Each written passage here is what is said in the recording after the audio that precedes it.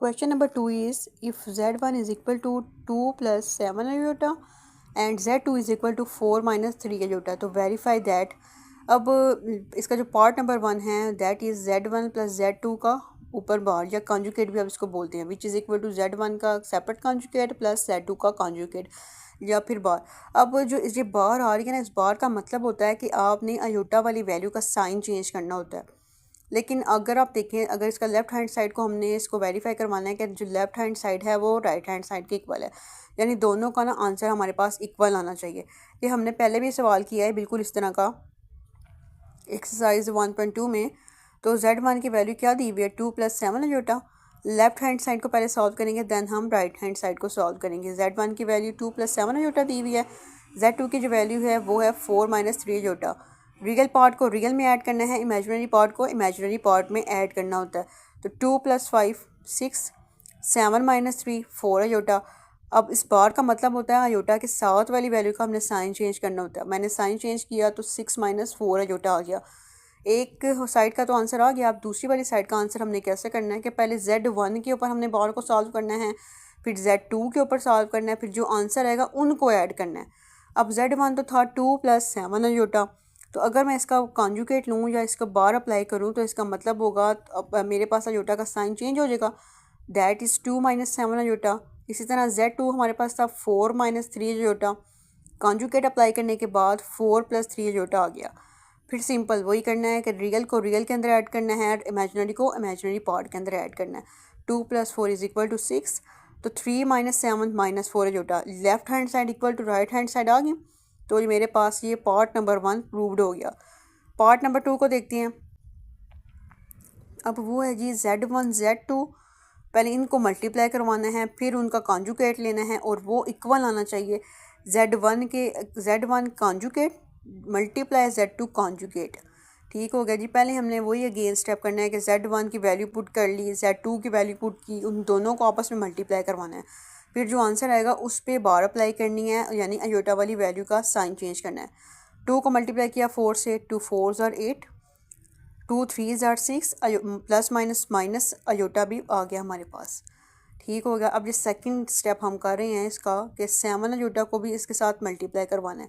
7 को 4 से मल्टीप्लाई किया 28 आयोटा आ गया, प्लस माइनस माइनस 7 को 3 से मल्टीप्लाई किया तो 21।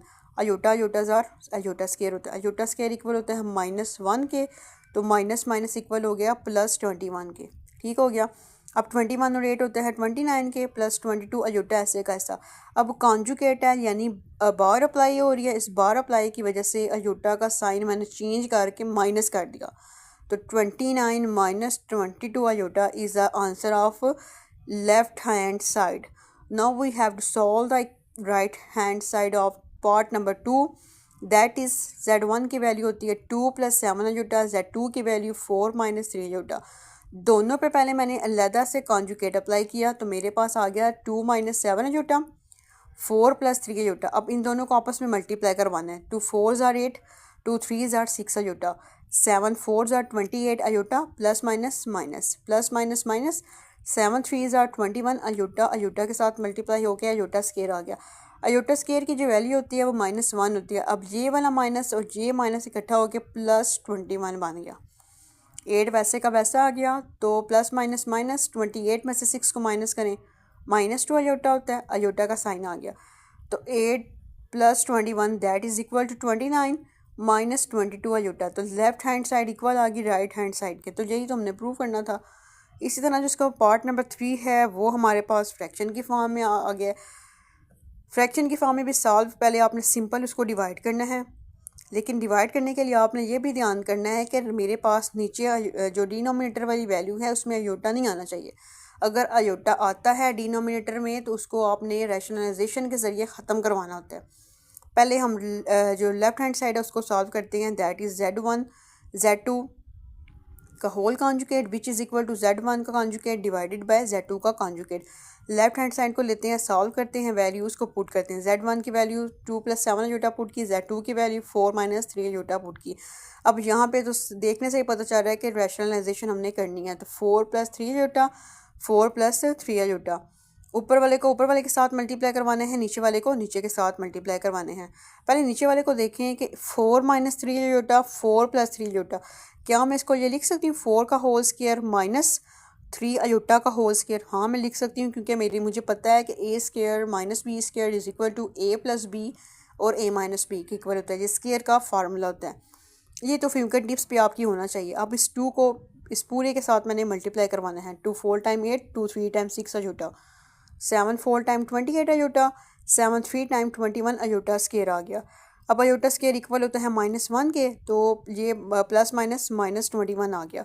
अयोटा वाली वैल्यू को मैंने ऐड किया, 28 + 6 iota is equal to 34 aorta.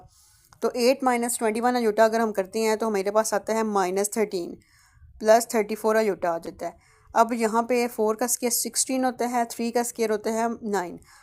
Aorta square की वजह से माइनस आता है, minus minus plus, 16 + 9 that is equal to 25। तो -13 -34 अयोटा ऐसे ही आ गया। अब यहाँ पे 25 को हमने दोनों के साथ जो है ना डिवाइड करवा दिया, यानी कि ये वहाँ सिंपल नंबर होता है और ये अयोटा वाला नंबर होता है। इसको हमने एक साइड हमारे पास सॉल्व होगी है लेफ़्ट हैंड साइड। अब मैंने क्या करना है कि राइट हैंड साइड को प्रूव करवाना है। अब जो राइट हैंड साइड है वो क्या थी, Z1 का पहले कॉन्जुगेट लेना है डिवाइड में, Z2 का कॉन्जुगेट लेना है, फिर दोनों को हमने डिवाइड करना है। पहले क्या करना है जी, कॉन्जुगेट की वैल्यू 2 + 7 अयोटा, कॉन्जुगेट अप्लाई करने के बाद या बार अप्लाई करने के बाद 2 - 7 अयोटा, और जो Z2 की वैल्यू थी वो कन्वर्ट हो जाती है 4 + 3 अयोटा में। अगेन हम देखें अयोटा की वैल्यू नीचे आ रही है। अब इस अयोटा की वैल्यू को ख़त्म करवाने के लिए मैंने रैशनलाइजेशन अप्लाई कर दी। 4 - 3 अयोटा, यहाँ पे भी 4 - 3 अयोटा आ गया। 2 को मल्टीप्लाई किया 4 से 8 आ गया, 2 को मल्टीप्लाई किया 3 अयोटा से तो -6 अयोटा आ गया। माइनस प्लस माइनस माइनस 7 को 4 से मल्टीप्लाई किया तो -28 अयोटा आता है। -7 अयोटा को मल्टीप्लाई करवाना है -3 अयोटा के साथ, तो minus minus plus, 7 3 time 21 iota को अयोटा से मल्टीप्लाई किया तो अयोटा स्क्वायर आ गया। और नीचे आपको पता है कि 4 का होल स्क्वायर -3 अयोटा का होल स्क्वायर, ये बार बार हम रिपीट कर रहे हैं तो ये अब समझाने की ज़रूरत नहीं है। 4 का स्क्वायर 16, 3 का स्क्वायर 9, अयोटा का स्क्वायर -1। अयोटा स्क्वायर की वैल्यू इक्वल होती है -1 के, तो माइनस माइनस प्लस, तो ये कन्वर्ट हो जाता है 16 + 9 में। ऊपर सिंपल नंबर को सिंपल में आप ऐड करें, 8 - 21 किया तो -13 आ गया, -34 अयोटा वैसे का वैसा था। तो left hand side is equal to हमारे पास राइट हैंड साइड आ गई। तो ये हमारे पास क्वेश्चन प्रूव्ड हो गया, पार्ट नंबर 3।